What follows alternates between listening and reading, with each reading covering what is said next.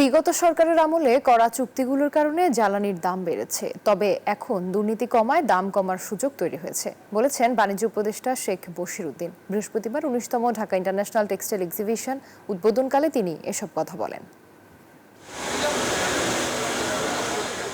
বাংলাদেশের রপ্তানি আয়ের প্রধান গার্মেন্টস খাত এখন বড় সংকটের মুখোমুখি। বিশেষ করে জ্বালানির দাম বৃদ্ধি এই খাতের উৎপাদন খরচ বাড়িয়ে দিয়েছে, ফলে ব্যবসা পরিচালনা কঠিন হয়ে পড়েছে। এই অবস্থায় বৃহস্পতিবার রাজধানীর ইন্টারন্যাশনাল কনভেনশন সিটি বসুন্ধরা আইসিসিবিতে শুরু হয়েছে বাংলাদেশের সর্ববৃহৎ টেক্সটাইল মেশিনারি মেলা। আয়োজনের মূল লক্ষ্য টেক্সটাইল খাতকে আরও বিনিয়োগমুখী করা। This type of exhibition, I believe that it will help our industries, business delegates to come in contact and know the latest technologies that can help us our productivity, that can help us to remain environment friendly, be sustainable in the world market.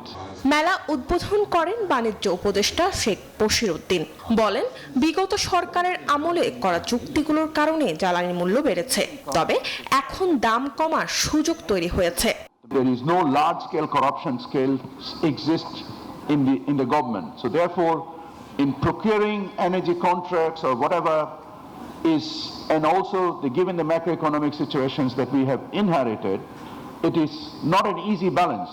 It's a difficult balance, it's a difficult equation. So we from the government would always try to find and balanced propositions where the industry can afford.